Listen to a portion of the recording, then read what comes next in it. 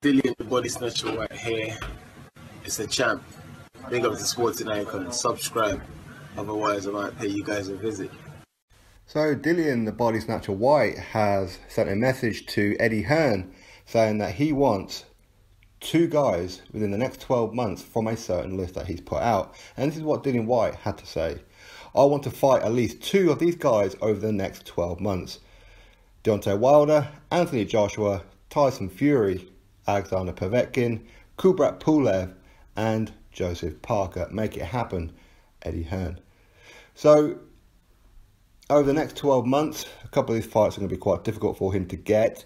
Of course, with Deontay Wilder, which was his first name on the list, obviously the WBC champion, and Dillian Whyte is the #1 seed at the WBC. But Deontay Wilder, he looks like he's going to be taking on Dominic Breazeale next, after efficiently ducking Dillian Whyte for a long time now, and he's been given the opportunity to fight Anthony Joshua and doesn't even respond. So he's done what he's done his entire career, which is avoid anybody who's got any kind of danger. So Deontay Wilder ain't going to happen. If Deontay Wilder takes on Dillian Whyte in the next 12 months, I will eat my underwear. I don't believe that's going to happen at all. Anthony Joshua, again, we both know that Anthony Joshua, he wants to fight Dillian Whyte. Dillian Whyte wants to fight Anthony Joshua. This is a fight that is set to happen. No matter what happens within their careers, they will end up fighting again at some point. They just don't like each other. They like fighting each other, and they bring the best out of each other. It goes back to the amateur days when Dillian Whyte beat Anthony Joshua, dropped him to the canvas, all that kind of stuff.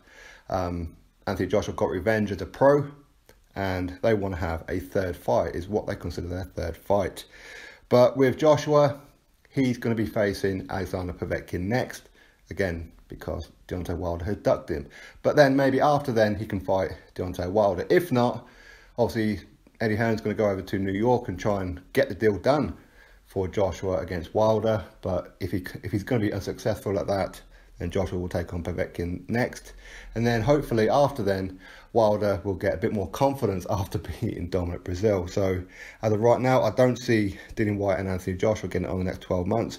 I don't see him getting it on with Deontay Wilder. Next up was Tyson Fury. Now that's a good possibility.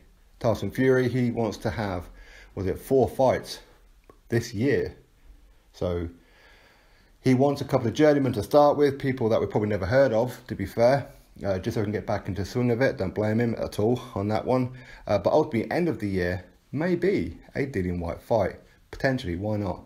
We'll have to wait and see on that one. So I certainly wouldn't rule out in the next 12 months a Tyson Fury against Dillian Whyte fight. Alexander Povetkin, as we know, he's going to be fighting Anthony Joshua next. So again, we can pretty much rule out Povetkin, especially if Joshua was to win. So that pretty much leaves Pulev and Joseph Parker. Now, Kubrat Pulev and Dillian Whyte, they've been ordered by the IBF to have a final eliminator to become the official mandatory for the IBF. Dominic Breazeale was the original one against Pulev, but Dominic Breazeale pulled out of that one. Why? Because he's fighting Deontay Wilder. That's why. So Pulev is a very good possibility. As I said before, I'm not too sure. Outside of the fact it's a very good fight for Dillian, it's an excellent scalp, but most people won't give him credit for that win, even though they should. Pulev is ranked highly across all sanctioning bodies, a real tough, technically excellent guy. But people who are Wilder fans, for example, just will not give Dillian Whyte credit for a win against Pulev. And becoming the IBF mandatory for Joshua's belt, again, it's almost unnecessary, because he can get a fight with Joshua at any given time. To a point, if Joshua has a voluntary, and it's not going to be a Wilder, then he would probably choose Dillian Whyte anyway. So it's almost a pointless fight from that perspective, but ultimately it's a hell of a scalp for Dillian Whyte, and a good learning curve, because don't forget, Dillian Whyte is still learning as a pro, because his amateur career was cut short due to the fact that he was a professional kickboxer. So the Pulev fight looks pretty good.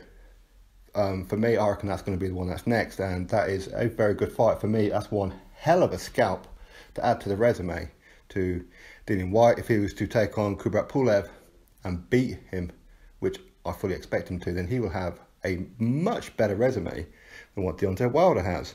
So that'd be somebody else in the heavyweight division who has a better resume than Wilder.